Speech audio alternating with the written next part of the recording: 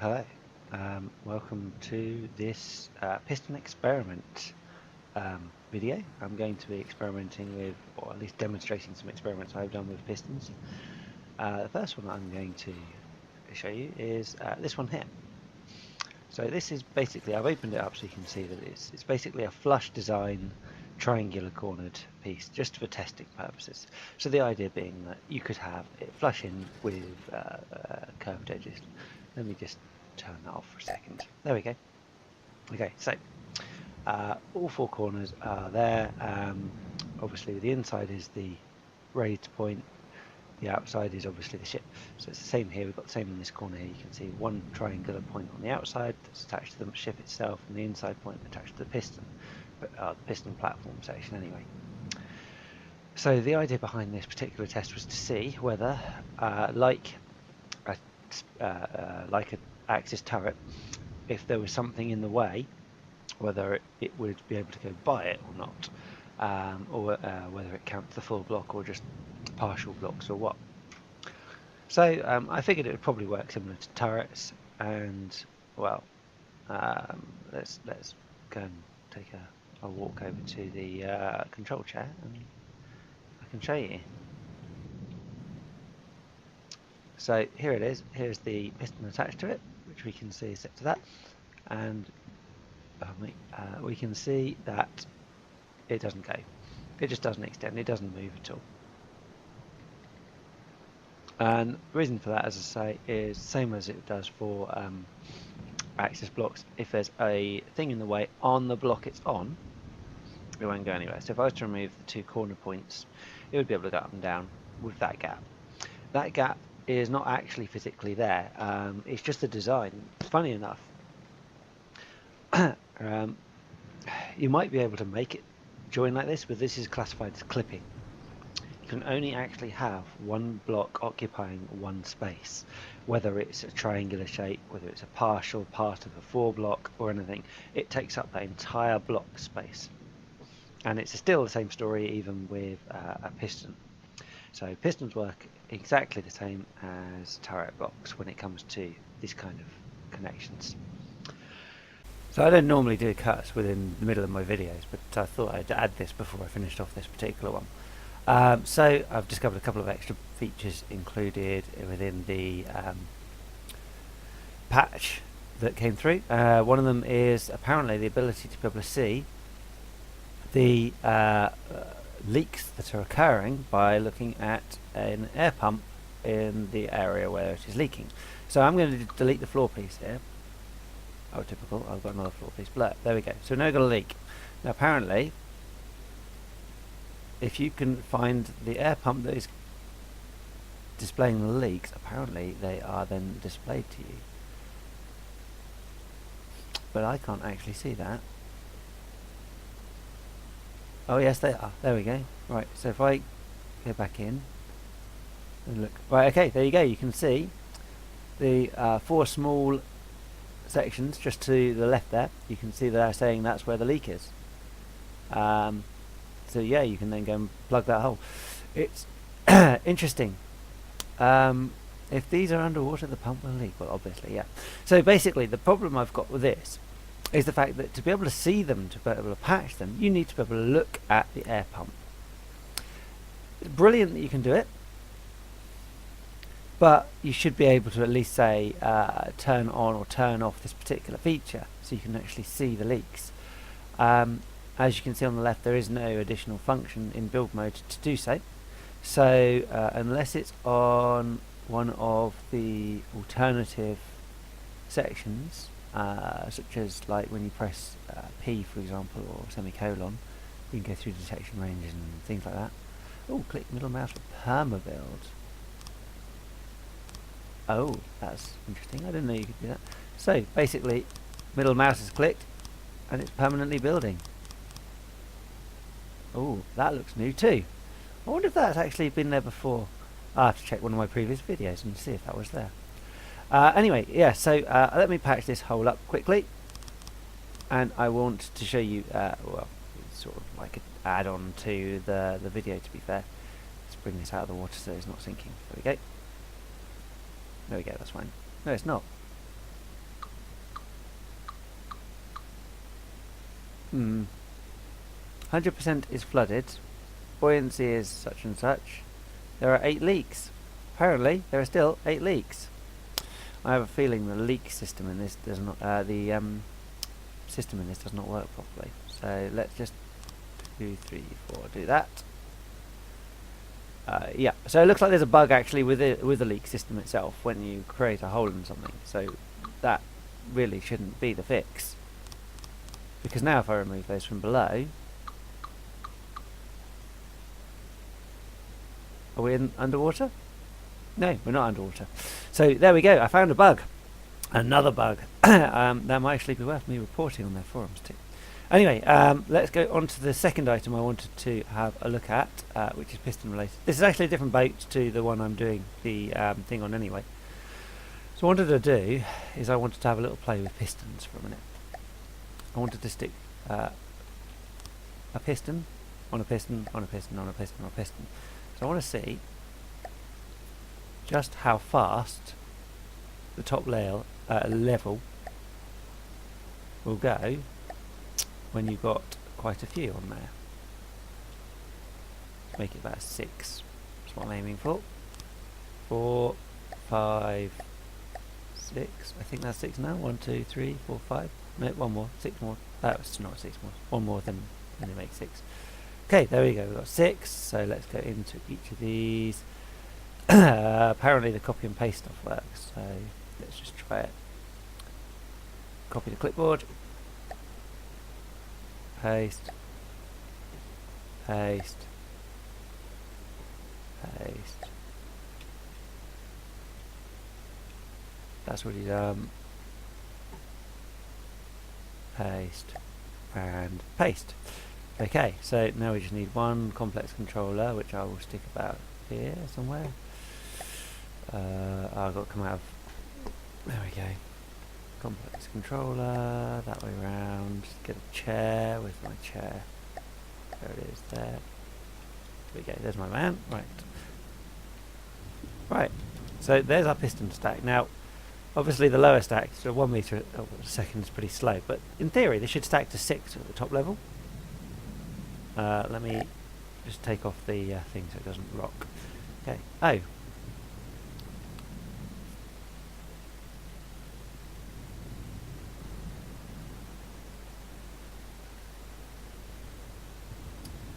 There's a whole new meaning to up periscope, eh? Alright, so yeah, I have just literally extended this thing by well, they're 12 a piece, aren't they? Yeah, 12 piece. So these are 12 times 6, 72 blocks higher than it was before. So I've now made this vehicle 72 blocks higher. This could potentially be an easy creation for masts. You wouldn't have to worry about the sections in between. Now, one thing I want to test, which I'm going to have to test with a vehicle that's quite accurate, so I'm going to load up my laser steamboat. Where are you? Blackpool laser. Let's go with that. I wanted to test to see whether the connected sections, aka the bits between the pistons, actually get damaged or not. So let's find out.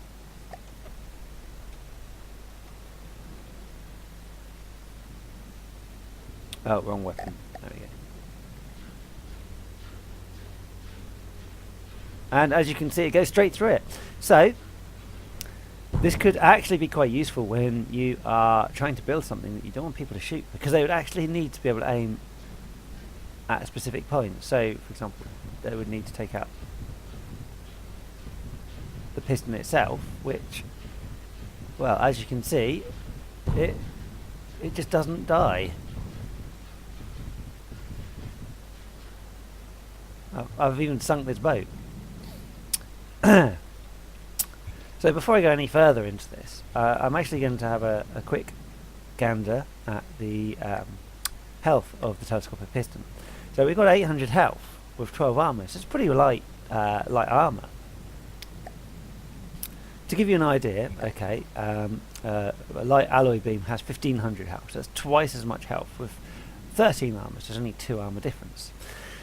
And it's easily gone through them. So It appears telescopic pistons are almost impervious to, well, laser damage for a start.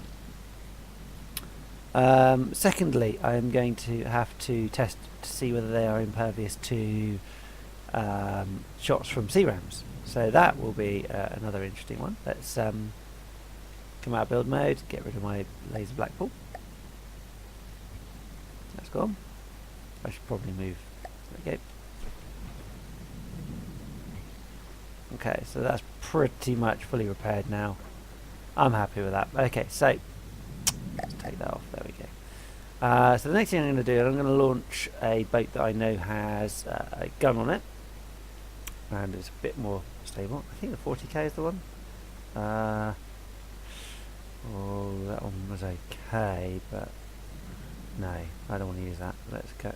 Oh, actually, no, that one's a good one. I'm going to have that one. Okay, so here's the 40k ship. It's got a rather large gun on it, which means I can basically do what I want with it. So if I now move across to that ship, I have access just to the single turret, which is great because that's all I want. I want to see if I can blow this thing out of the, well, not the ship, but the piston out of the water, just to see if it actually breaks it. And there we go. Yes, it does take it out. So it appears that if you want an item with almost impossible to take out laser defense wise, the piston is good.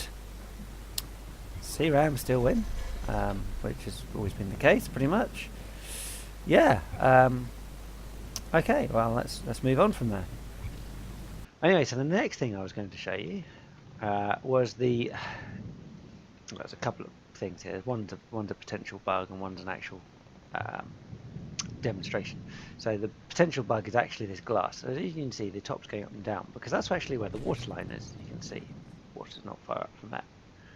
And if I was to go above, you can see that there's actually glass above, but you can't see the glass below. So I believe that's actually a bug. You can see both halves if you are literally at the water line. You can just about make them both out when the waves go up and down. Anyway, yeah, so that's the bug. Now what I've done is I've surrounded with pink glass so you can actually see it the piston bay that I've created here. So there's a piston up there again, and this is a bay. So this particular bay is designed to thrust out through the bottom. This was one of my suggestions in my piston video from yesterday, I believe it was. So if I go ahead and press the O key, because that's basically up, we can see it does push it out and it pushes it down.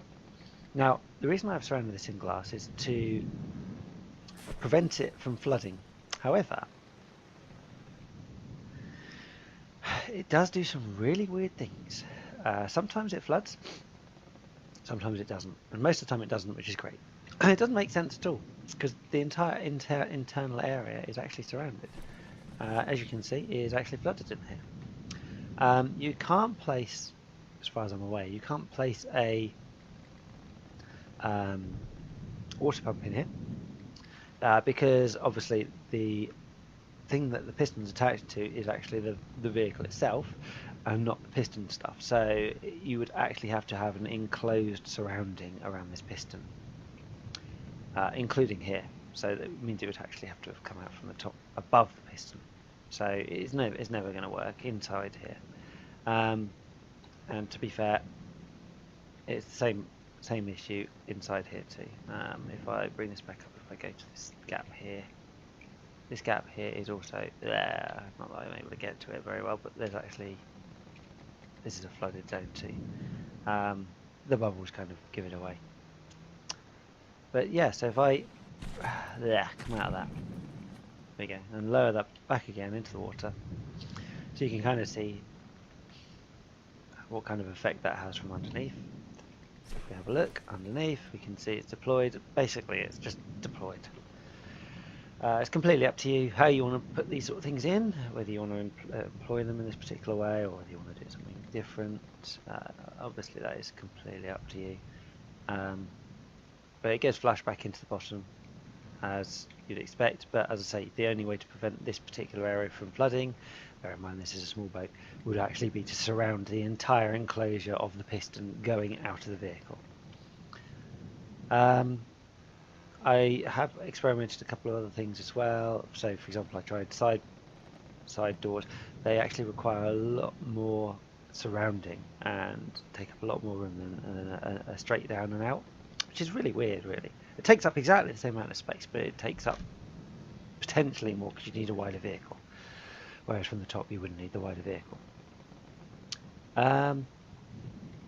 As for piston experiments, I have one more to do, and this is an interesting one because I have not tried it yet. So this piston experiment requires a telescopic piston, which I'm going to I'm going to use a 12 meter just because I can.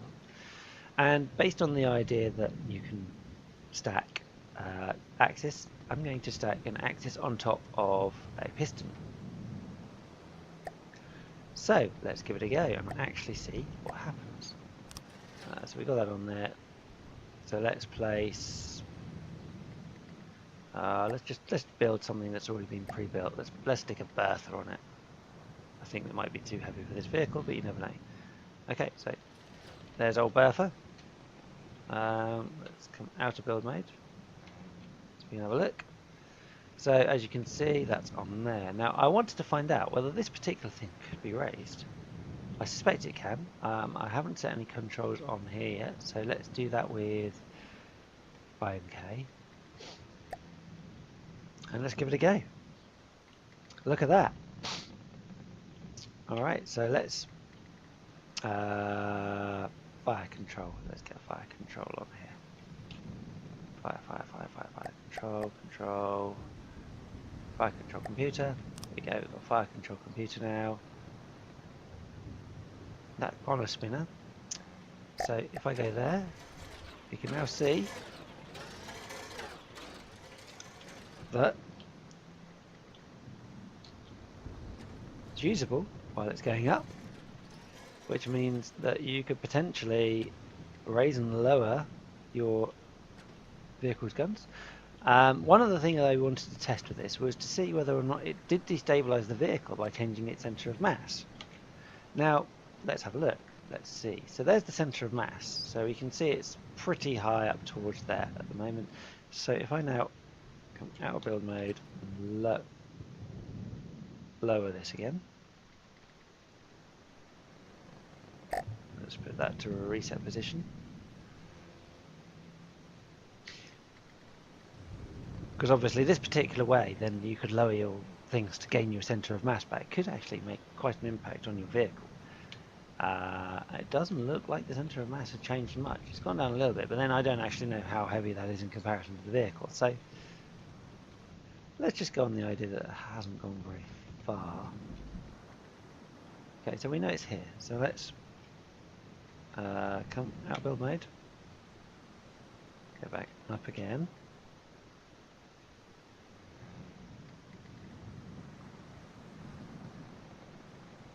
So it's in line with one of the glass blocks. Let's have a look. So I would have thought that could have increased the height of its centre of mass. So let's just see. It was about here, wasn't it? It does appear the centre of mass does go up.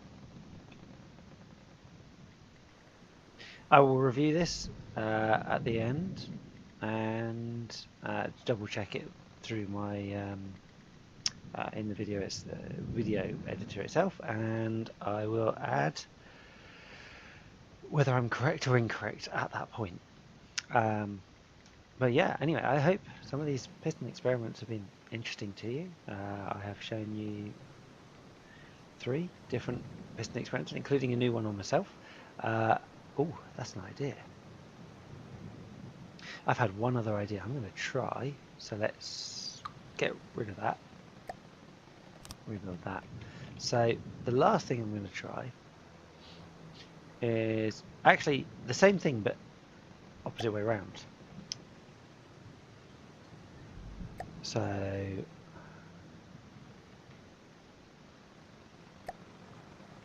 let's just stick this. No, let's stick it in the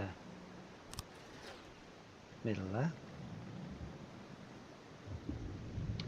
Then we get our new object on top of that, which is, I'll just go with a 1 meter one for the minute. Let's set that to I and K again. And then we can go new object. Let's just stick a different one on top of that. It's the wrong one. That one there we go, it's selected, and we're going to pick something that already exists again. This time let's pick copperheads. That's a big one. Amber, quite a big one. Let's go back to the C-rams again, and let's have Sally this. No, Sally's huge. Let's have Bertha. Bertha seems pretty easy to build with, so let's do it. So there's Bertha. Right, so as we know, we can always turn the thing. We've now got a height thing, and because of this new feature, it allows me to use height as well.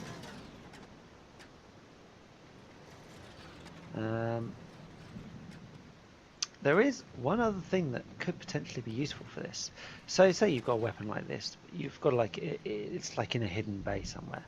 You might actually not have, or you might want it not to have the position it starts in. So let me just try something. Let's get rid of Bertha. These experiments are rather interesting even from my perspective, because at least you can see how or what it does. Oh, crap. Let's put that back on. Okay, fine. So we got that. I thought I deleted the bottom one, but I have obviously sunk this vehicle somehow instead. Excellent. Lovely. Okay. Let's pull this thing out of the water.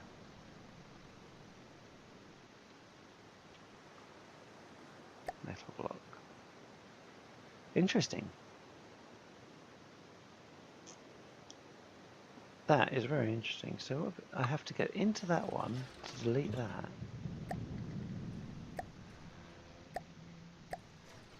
There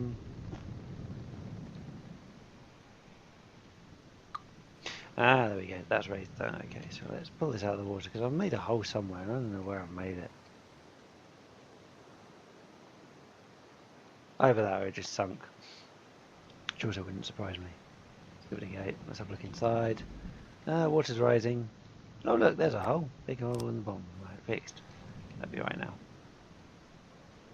Okay, so where were we?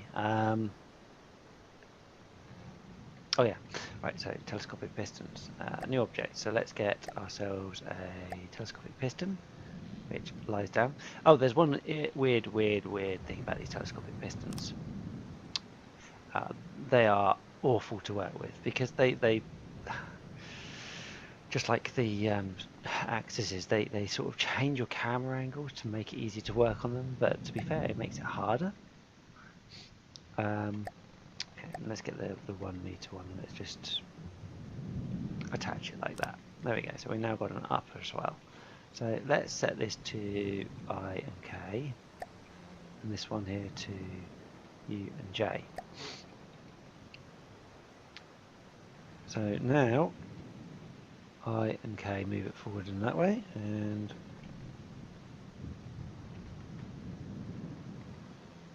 there we go. So potentially you could push a gun along a bay along the bottom, let's say for example, get it to the point in the vehicle where you want to raise it out. So you could have a few guns like this, you see. Get it to the point where you want to raise it out, and then just bring it out, like so. One thing I want to check, I want to find out whether or not that could prevent interactions. So for example, the previous spinner that's now there, will it go through it or not?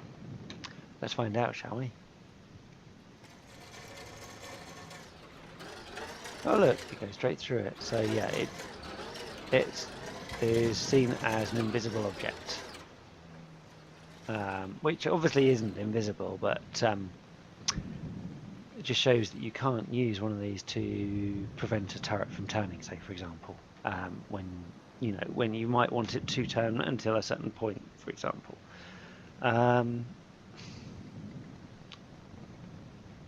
Okay, well, anyway, I hope this has given some ideas about what you might be able to do, and some thoughts and ideas about how you can attach things together.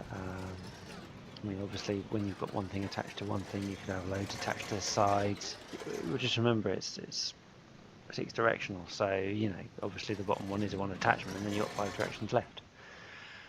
I hope something has been learned from this. This has actually been quite fun to do with some testing of these pistons. I'm very interested in doing some actual work with them on some vehicles at some point when I figure out what to do. Anyway, thank you for watching.